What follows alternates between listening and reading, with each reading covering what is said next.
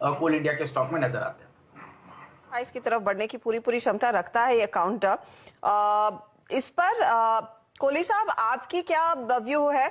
Of course हम देख भी रहे हैं वर्ल्ड ओवर किस तरह से कोयले के दाम बढ़ते हुए दिखाई दे रहे हैं। मैनेजमेंट अपनी प्रोडक्शन कैपेसिटी को बढ़ाने पर भी जोर देता नजर आया है।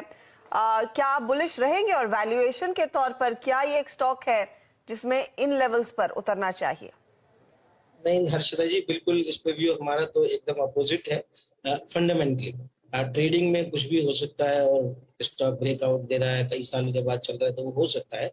लेकिन अगर हम देखें पिछले 8-10 साल की परफॉर्मेंस कोल इंडिया की, तो वॉल्यूम ग्रोथ कुछ भी नहीं है।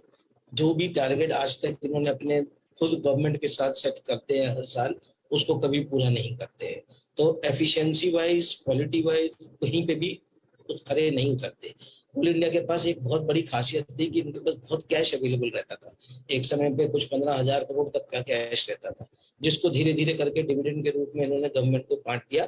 तो अब वो भी इनके पास उतना बड़ा क्वांटिटी नहीं है। जो ये मिसनॉमर है, जो स्टॉक चलता है वो मिथ के ऊपर चल रहा है। जैसे अभी हम देख रहे हैं इंटरनेशनली कोल के प्राइसेस $100 से $400 हो गए, लेकिन ऐसा कभी नहीं होगा कि कोल इंडिया को वो प्राइस मिलेगा। इसलिए नहीं मिलेगा बिकॉज पहली बात कि कोल इंडिया माइंस जो है वो बाजार के भाव पे नहीं खरीदता है। कोल इंडिया को एलोकेटेड माइंस मिलती है, गवर्नमेंट ऑफ इंडिया अपनी तरफ से माइन देता है, जिसके लिए उनको कोई ऑक्शन प्राइस नहीं देना होता। तो इसके लिए उनको ऑक्शन का जो बाजार का प्राइस है कोल का, वो भी नहीं मिलता है। दूसरी चीज ये है कि जो क्वांटिटी इनकी ओपन कास्ट माइंस है, जहां पर आपको हर समय क्वालिटी हम देख रहे हैं कि ये बहुत बड़ी डायकॉटमी है। पिछले कई साल से हमारे यहाँ कोल अवेलेबल होते हुए भी हमें हमेशा कोल इंपोर्ट करना पड़ता है, बिकॉज जो क्वालिटी ऑफ कोल है वो उस काबिल नहीं है जो बहुत सारी कंपनियां यूज करती हैं। तो कोक वगैरह, पेट कोक वगैरह, वो सब के लिए हमें फिर भी इंपोर्ट पर निर्भर रहना पड़ता है।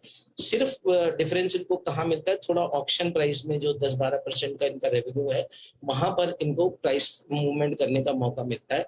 बाकी सारा प्राइस रेगुलेटेड रहता है।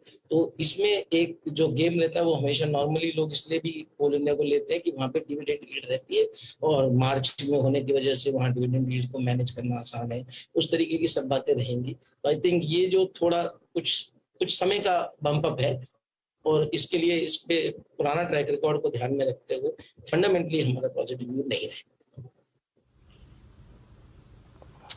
ओके, फंडामेंटली क्या हो गया? देखिए, बहुत स्ट्रॉन्ग व्यू नहीं है इस वक्त कोल इंडिया पे। इस प्राइस पे आप कंफर्टेबल नहीं है। ओके, कोल इंडिया की हालांकि अगर आप देखें जो कॉल थी, मेरे को याद आता है प्रकाश दीवान जी जो इस कार्यक्रम में आते हैं, प्रकाश दीवान की उनकी एक बहुत स्ट्रॉन्ग कन्विक्शन कॉल थी ये।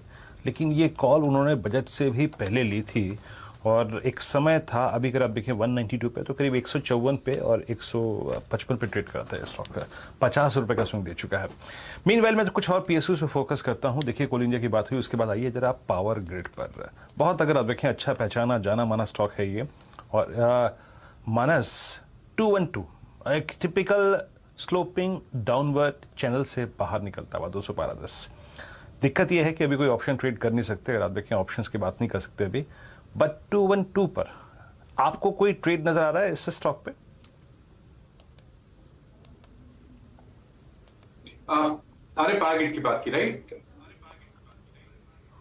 जी हाँ, पावर ग्रिड।